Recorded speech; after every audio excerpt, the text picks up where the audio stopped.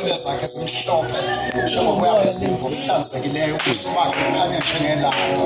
ukhanya ngamadlala amakhulu amehlo akhe anjengamalanga bomlilo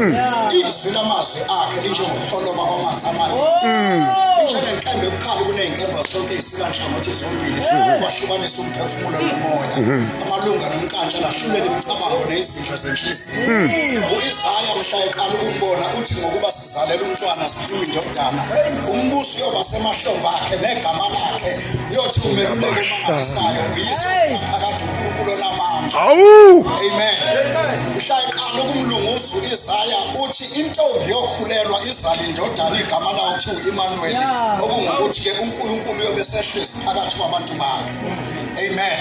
ngibingelela bazalwane egameni likaJesu owafa wembelwa wavuka ngosuku lwesithathu ohleziyo ngakwesokunene sikaNkulunkulu elinde izitha zakhe sizenziwe isenabelo sey'nyawo zakhe athi mhla ebekwa kuso kweza uDavide kwaluseni wathi inkosi yathi enkosini yamhlala ngakwesokunene sami ngize ngenza izitha zakhe isenabelo sey'nyawo zakhe amen ngibingelela egameni likaJesu bazalwane yonke into ekhona ekhonzwayo